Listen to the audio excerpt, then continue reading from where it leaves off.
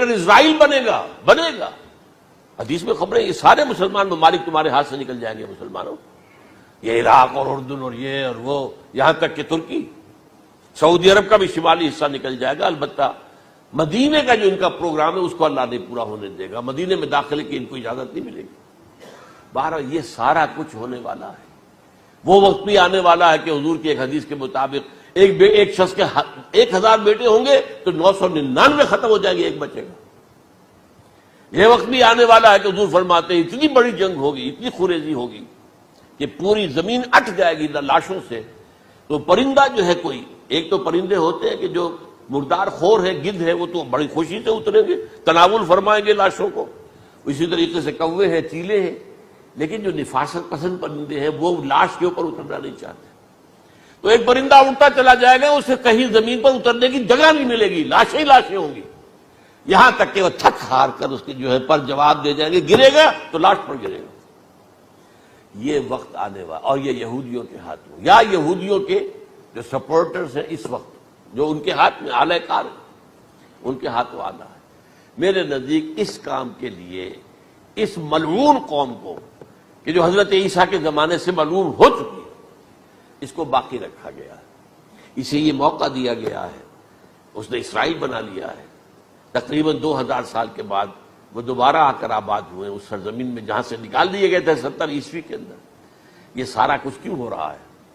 ان کا یہ استثناء کیوں کیا گیا؟ یہ بڑی تلخ بات ہے، یہ یاد کر لیجیے۔ کیونکہ یا تو قوم اسی وقت ہلاک کر دی جاتی، جیسا کہ ہوا قوم نوح، قوم ہود، قوم عاد، قوم سمود، قوم شعیب، یہ ہوا کہ نہیں ہوا؟ اور سدوم اور عمورہ کی بستیاں جہاں حضرت لوط بھیجے گئے، اور آل فرعون جو ہلاک کیے گئے، یا تو پوری قوم ہلاک کی جاتی؟ نہیں، یہ یوں سمجھیے کہ اس پورے معاملے کو درمیان میں سے ایک وقفہ دے دیا گیا، حضرت عیسیٰ کو اٹھا لیا گیا، اور حضرت عیسیٰ دوبارہ آئیں گے۔ یہ کیوں کیا گیا؟ اب اس میں بڑی تلخ بات آپ سے کہہ رہا ہوں، یہ آپ کے لیے قبول کرنا آسان نہیں، حلق سے نیچے اٹھنے کی مشکل سے۔ اس قوم کو زندہ رکھا گیا ہے جو ملعون اور مغضوب علیہم قوم ہے۔ سب سورہ فاتحہ میں مفسرین لکھتے ہیں ضالین، یہ نصارہ ہے، اور مغضوب علیہم یہ یہودی ہیں۔ اور قرآن کہتا ہے لعن الذین کفروا من اہل الکتاب علی لسان داؤد وعیسی ابن مریم، لعنت کی گئی ایک ملعون اور مغضوب قوم کے ہاتھوں آخری امت محمد، اور اس کا بھی بہترین حصہ، اس پر عذاب ان کے ہاتھوں آئے گا، عربوں پر عذاب یہودیوں کے ہاتھوں، اس لیے ان کو بچایا گیا۔ یہ میں نے کئی دفعہ واقعہ سنایا، مولانا اسلائی صاحب بتایا کرتے تھے، کیونکہ وہ راجپوت تھے، یو پی کے راجپوت، مشرقی حصے کے، کہ ہمارے ہاں کوئی نوجوان اگر کوئی بڑی گری ہوئی حرکت کرتا تھا تو اس کے سر پر چمار کے ذریعے، چمار کے ہاتھوں جوتا لگوایا جاتا تھا۔ اگر راجپوت کے سر پر راجپوت کا جوتا گرا تو چلو تکلیف تو ہوئی، لیکن یہ کہ راجپوت کا جوتا گرا ہے نا، پڑا ہے، لیکن راجپوت کے سر پر چمار کا جوتا، جس کو آپ انگریزی میں کہتے ہیں to add insult to injury, تو تکلیف بھی ہے جوتا کھانے کی، اور انسلٹ ہے کہ ایک چمار مار رہا۔ یہ امت سب سے خیر امت ہے، کنتم خیر امت اخرجت للناس۔ اس کے لیے عذاب بھی بدترین آئے گا، اور کن پر آئے گا؟ اس امت کا جو اصل نیوکلیس ہے عرب، جس کے بارے میں حضور کی حدیث موجود ہے ویل للعرب، عرب کے لیے بہت بڑی ہلاکت ہے۔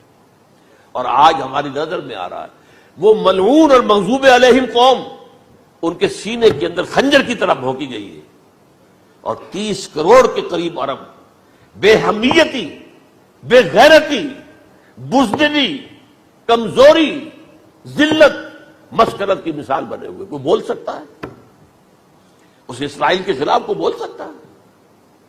30-35 لاکھ آدمی ہے اسرائیل کے اندر یہودی، اس سے زیادہ تو امریکہ میں 50 لاکھ کے قریب، کل 1.25 کروڑ آدمی ہے یہ یہودی پوری دنیا کے اندر۔ لیکن دیکھیے جو چاہتا کرتا ہے، جب چاہا اس نے عراق کے ایٹمک انسٹالیشن کو تباہ کر دیا، اور سعودی عرب کی فضا میں اس کو فیول کیا ہے انہوں نے، دوبارہ ریفیولنگ جو ہوئی ہے ان کے جہازوں کی، وہ سعودی عرب کی فضا میں ہوئی۔ اللہ تعالیٰ نے یہ کوڑا ان مسلمانوں کے لیے رکھا ہوا ہے کہ جن کے رتبے ہیں سوا، ان کی سوا مشکل ہے۔ جتنا اونچا مقام اللہ نے دیا عربوں کو، ان میں حضور کو اٹھایا، ان کی زبان میں اپنا آخری کلام نازل کیا، تو ان کی ذمہ داری بھی بہت ہے۔ جن کے رتبے ہیں سوا، ان کی سوا مشکل ہے۔ یہ ہے میرے نزدیک واللہ اعلم